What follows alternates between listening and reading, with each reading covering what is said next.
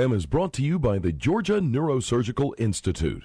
For over 50 years, rendering neurosurgical care to patients of all social conditions, treating complicated problems involving the brain, spine, spinal cord, and peripheral nerves, endeavoring to encourage quality care, medical research, innovation, and education on a local, national, and international basis.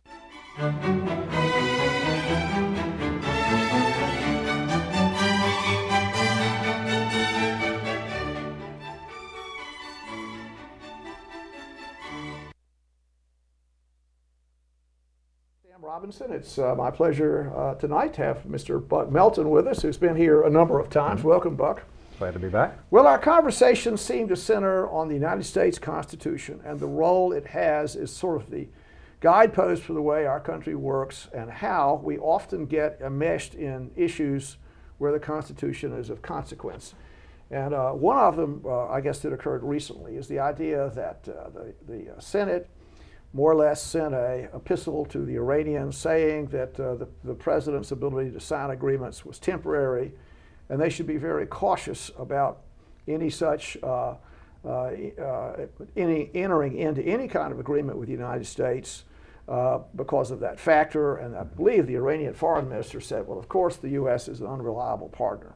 Well, that's what happened, and maybe we can talk about what the Constitution would say about such affairs. Who's in charge of this? What did our forefathers say should happen? Well, as is so often the case, the Constitution really doesn't say anything directly to that point. I think the first thing to point out is that Congress does not work for the president. We don't have a parliamentary system here, and that's the basic idea in separation of powers, that Congress does not report to the president any more than the president reports to Congress. So it becomes a matter of essentially what you can get away with, what you can find in the text supporting your position, and what you can drive through. Now, traditionally, a lot of people, presidents and others, have said that the president is, and this goes back, I think, to John Marshall before he was on the Supreme Court, the sole organ of foreign relations. And of course, the president does have the power to make treaties. He is the commander-in-chief, which obviously has a big foreign policy angle. But treaties require a vote of 2/3 of the United States Senate in order to be approved in terms of domestic policy. Interestingly enough, though, going back at least as far as the first 15 or 20 years of the 1800s, you see these things called executive agreements, which presidents will make agreements on their own initiatives with foreign states that they do not seek approval for the Senate. And these have become an increasingly important part of our foreign policy. And that's what Congress was writing about to warn the Iraqis, or excuse me, the Iranians about. Oh yes, i.e. the Monroe Doctrine. Yes. Remembering that, I believe that was just propagated by President Monroe without any say-so from Congress. Is that a fair statement? Correct. Well, even earlier than that, George Washington's proclamation of neutrality in 1793, when we actually had a mutual defense treaty with the French, or with the French king. And then once the French Revolution began and the French king was no longer in power and shortly thereafter killed, Washington said, we're simply going to stay out of this.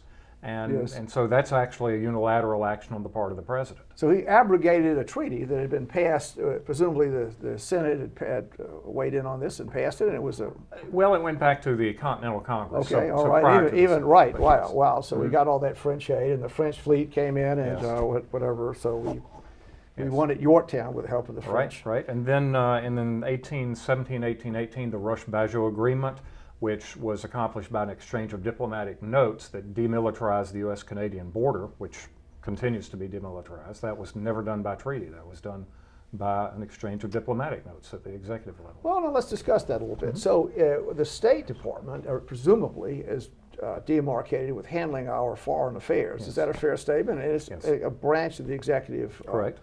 The executive government. So it would appear that generally the president is the person that does these kind of things, and only in rare circumstances does he does he ask for the consent of the Senate? And apparently, am I correct on that? Is that in the Constitution? If I can ask you, you have to have a treaty requires 2/3 vote of the Senate? Correct. A treaty itself requires 2/3 votes.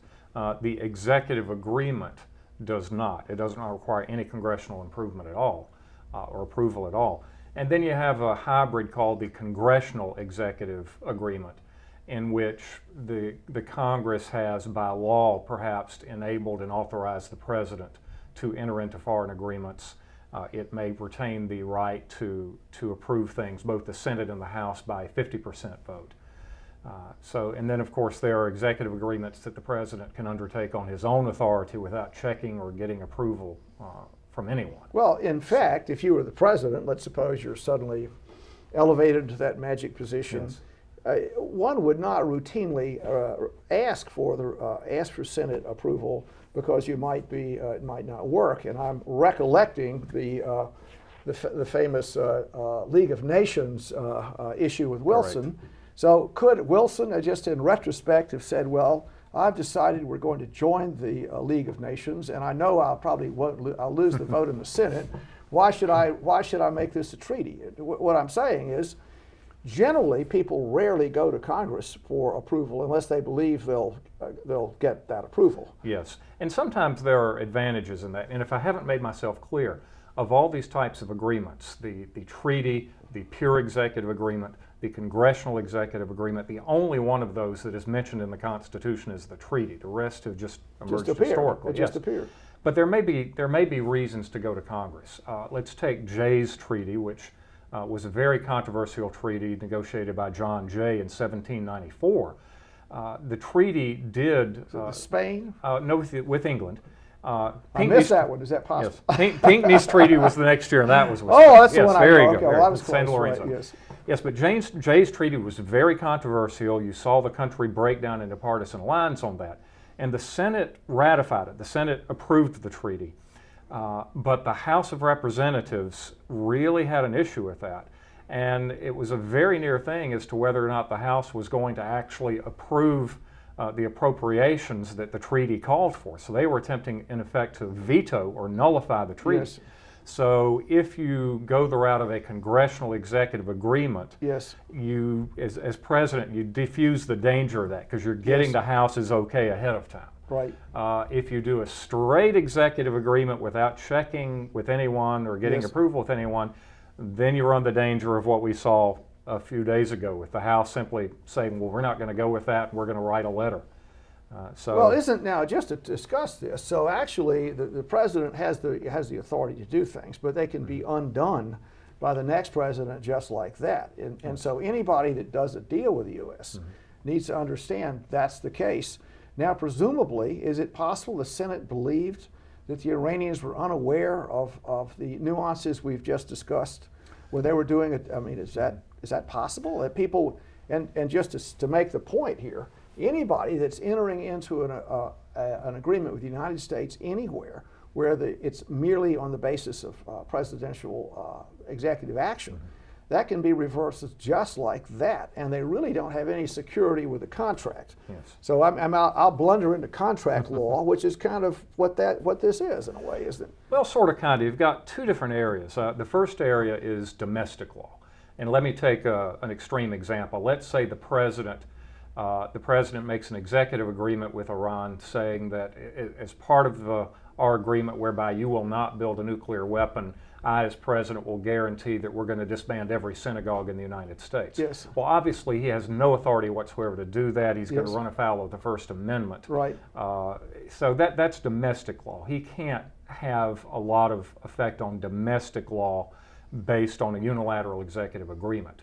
On the other hand, But if I can interrupt, Yes. but doesn't the president every single day impact he uses these executive orders to do anything he wants, pretty much? I mean, within there may be some limits, but pretty much the president has the power and is exercising the power to affect domestic arrangements in the country. well, I'd say if he violates what is clearly U.S. statute law, or even more clearly fundamental rights, as in the Bill of Rights, I would say that the courts would put the brakes on that pretty sharply. Now, as to Well, how he... I'm happy to hear such optimisms, but proceed. Yeah. Well, now, in terms of the executive, let's take I think this is what you're thinking. What if the president said, now, in exchange for you not building a bomb, I promise to close the detainment facility Right, yes, at Guantanamo tomorrow. yes. That he could do, because that's a purely executive branch operation. It's up to him. So the second big feature is international law. Yes. So what if the president says, in exchange for, I don't know, the European Union giving us most favored nation status or Yes, whatever, right. I am going to bring the United States into line as to international law regarding the use of glass flechette rounds sure, on the combat okay. field. I think you could make an argument that would be more binding in international law and perhaps a little bit harder for the next president just to unilaterally go back on without sanctions. And that's regardless of getting the Senate's approval or not. Well, that's quite a direction of conversation you've opened Yes. here. So presumably the issue is, if I could understand, extract this, the president might be able to unilaterally do something without the consent of anyone, and because of something nebulously called international law, the next president, exercising equal amount of authority, could not extract the country from that, because the president somehow has pledged the U.S. to a policy unilaterally without the consent of anyone that cannot be undone. Now, and that would mean that the power of international law would trump our domestic law or the way that we do things. I'm not sure that exists, does it?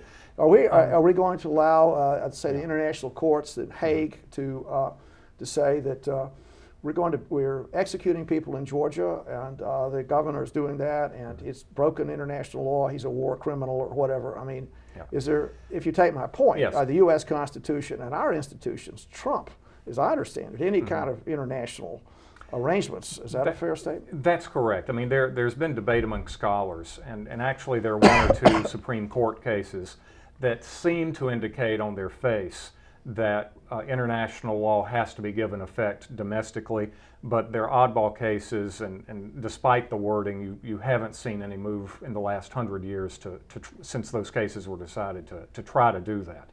But international law, the best description I've ever heard of it is, let's pretend that the international world is I-75 going from Macon to Atlanta.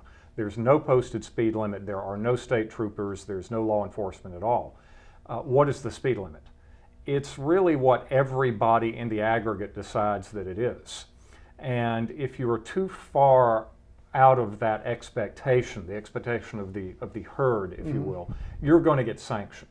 So let's say that all the drivers have decided that the speed limit is around 80, which is pretty much what it is in real life. And we come trundling through at 40 miles an hour. Well, we're going to be blown off the road. There'll probably be a concerted effort to edge us out. So President Obama says, all right, we're going to abide by international law here. We're going to drive 80. Yes. It will therefore be the expectation of the rest of the drivers that we're going to abide by that promise. And if we stop doing it, they're not just going to bump us off the road, they're probably going to shoot at us some for not obeying or abiding by our word. Well, that'll have no effect on what happens domestically. Well, now, just to keep on the subject a little bit, back to the issue with Iran. This is really, and maybe discussing that story. That's apparently the U.S.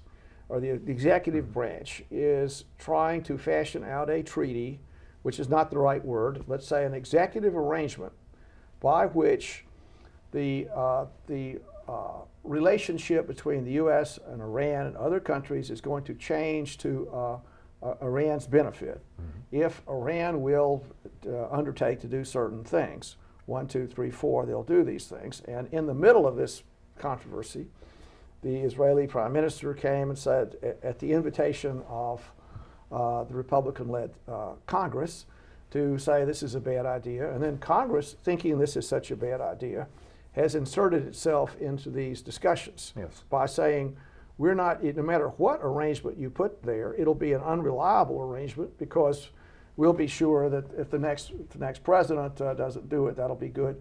Now, could Congress by itself do something under these regards? I mean, supposedly if this were signed, if the Congress, could they pass a law or not fund someone or do something that basically could be communicated to the Iranians? Well, you're going to do this, but guess what? We're going to demand the sanctions stay in place, or we're going to by ourselves do something. We won't fund this, we won't do this, we won't do that. We'll do things that'll just sabotage any such negotiations.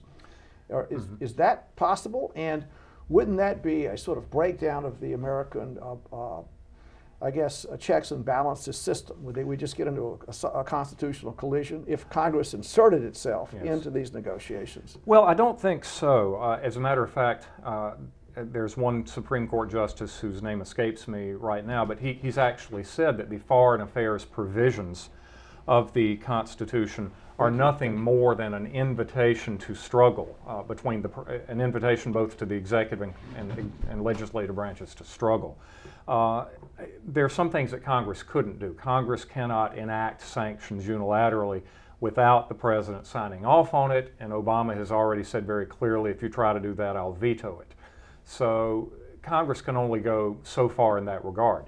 Now, on the other hand, if Obama has promised in this executive agreement that he will appropriate $1 million in reparations, I don't know, to pay for the U.S. Embassy. Yes. Well, he can't do that without, so Congress has what you might call a legislative veto on that. Yes. Congress can frustrate his plans simply by not acting. Yes. So, and once again, none of this is written down. There's nothing in the Constitution that says that the agent of foreign relations shall be the president or Congress. The president has some foreign policy powers: commander-in-chief, the treaty power, the power to send ambassadors and receive ambassadors, which implies the president's discretion as to which regimes he will recognize. Congress, on the other hand, has the power to declare war, to regulate foreign commerce, impliedly to decide on whether or not to declare peace. So there are a lot of gaps and there are a lot of gray areas. Well, just to get into this discussion, it appears to me that the way the Constitution was originally hatched is that the forefathers imagined that any kind of significant interchange with a foreign country would require a treaty. It would require, although it's true enough, there are examples that are out there that you bring along earlier in the country's history. It seems to me that you'd say, well, anything that's going to happen that's a big deal, Congress should be involved in this. Meaning there's a limitation on the president's power, so the Constitution recognized some kind of limit on the power, as witnessed going back to the Wilsonian effort to join the League of Nations. So presumably he was a constitutionalist, or he imagined that under these circumstances, the way to do this would be a treaty, and that a prudent person might say, in some kind of arrangement, a big time arrangement like this, getting the consent of Congress would be the way to do it.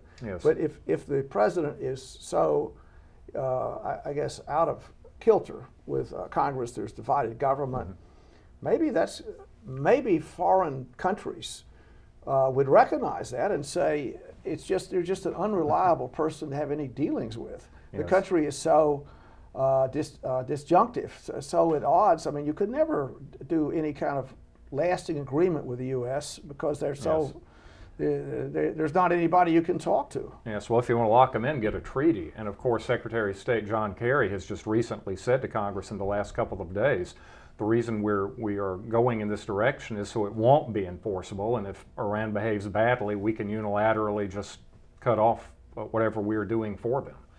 So I guess you can spin it both ways. Generally speaking, presidents have acted unilaterally for fairly technical stuff.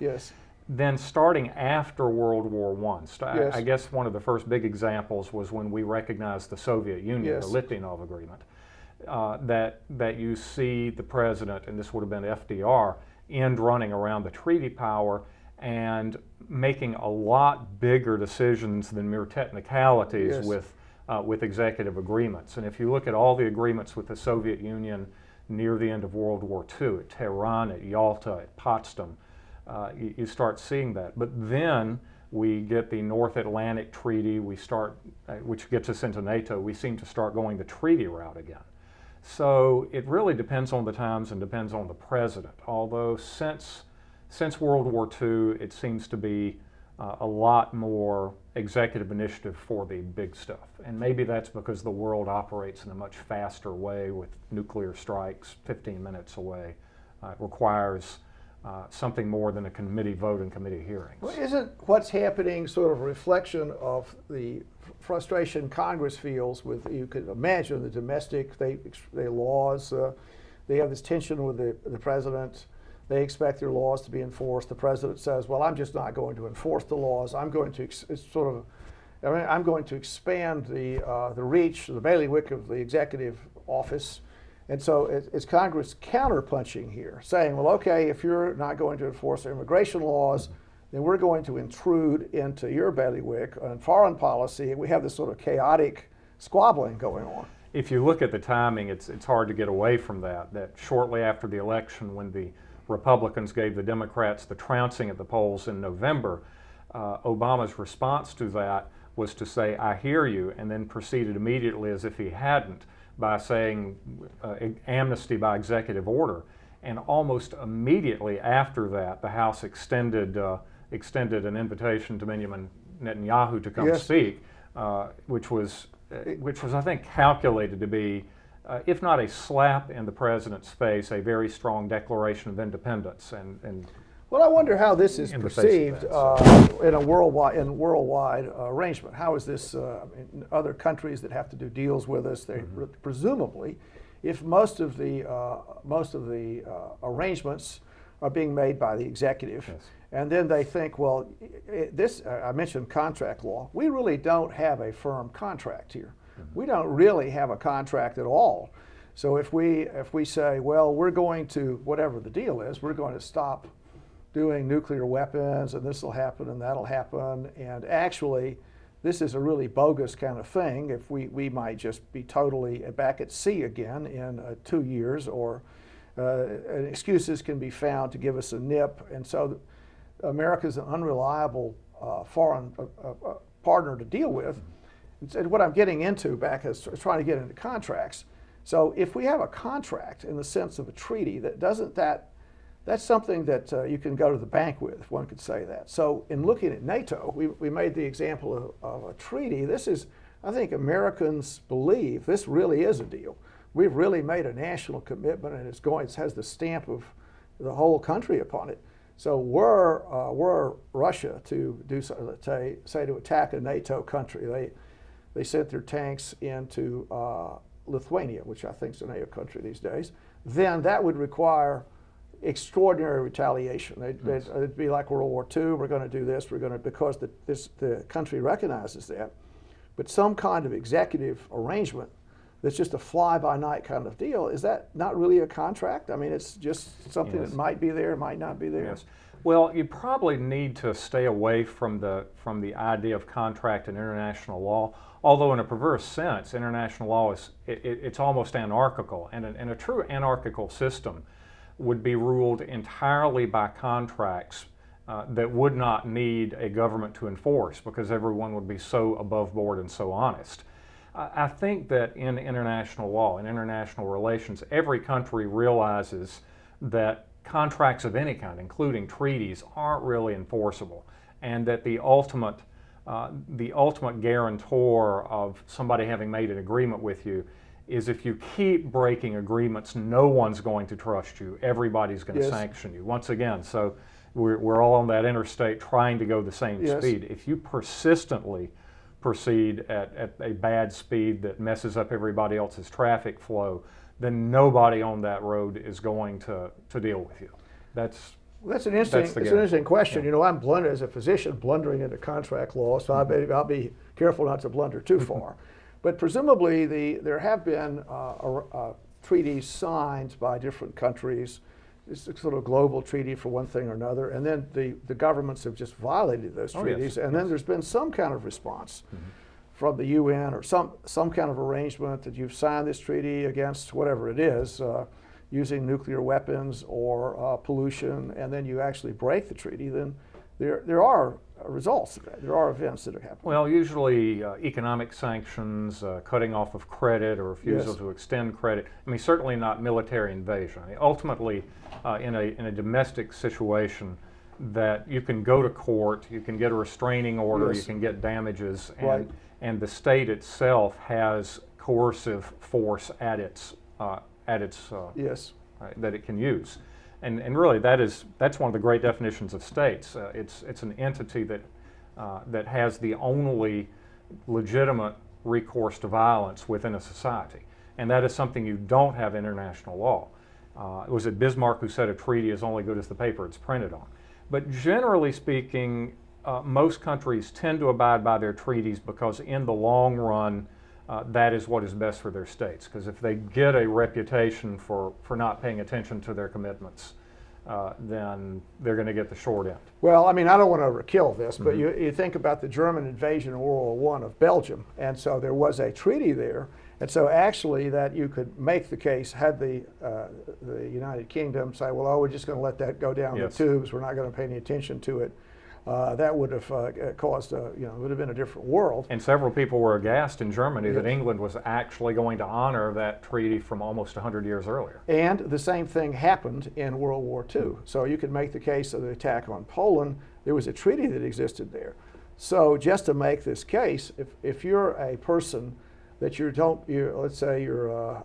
really pay any attention to contracts and contract law, and you imagine that the same kind of,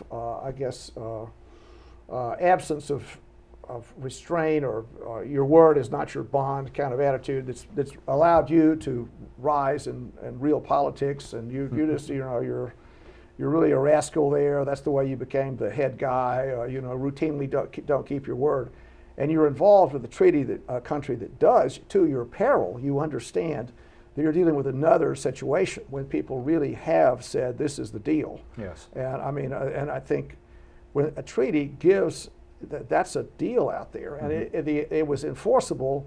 These treaties were enforceable by the whole strength and power of the British Empire, and thousands of people died, and their treasure, their blood, they enforced these treaties. I mean, if I can make the case, that's Yes. what treaties can do. Yes. And if we're in this gray area where seemingly people the U.S. doesn't believe the treaty is going to be enforceable, and the executive doesn't believe it, and so it's kind of a faux. Yes. It's sort of a faux kind of arrangement. Well, So- I wouldn't say that, and it's a question of short versus long-term policy. And I think you would find in any state a tension between what we can get away with in the short run versus what we really need to commit to and honor in the long run. And you're trying to find some perfect world between those two things. I do think it very interesting that one of the things that the House said in this letter to Iran was, just in case you're not aware over there in Iran of American constitutional law, that the president can't do a long-range commitment without a treaty. Yes. And I think Iran fired back, well, you people don't understand your own constitution, so. Did they say that? I think they said, or they don't understand how the Constitution related to international law. So yeah, we have to leave it with that invitation to struggle that both Congress and President are exercising one-upsmanship here, and we still find that highly toxic partisan environment that we've talked about a lot on this show. Wow. And who knows how it's going to end up. Well, it's a complicated set of affairs we find ourselves in. I don't know if there's any easy solution for that. What would you call a solution about the interchange between the executive and the legislative branches? Should the judicial branch get involved to parse this out? I hope. It's complicated enough as it is. Well, ideally what I would like to see is a return to compromise, which has been completely forgotten in the past 50 or 60 years. And to try to find some modus vivendi between Democrats and Republicans that would benefit, or at least be intended to benefit the country as a whole, instead of these games between the two parties, each of which is designed to benefit the respective parties. Well, I think on that note we might conclude our conversation. I'll just say that it's important for these different organs of government to preserve the national interest. So I hope these disputes out there, the partisan strife that appears in Washington, those people, the players in Washington, understand the American people are watching what they're up to, and they're going to demand appropriate action. I wish they would. Well, on that note, They're too complacent. Thank you for your you, sir. appearance tonight. Thank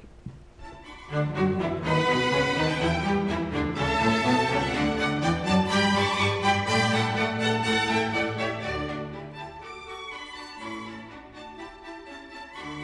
This program is brought to you by the Georgia Neurosurgical Institute.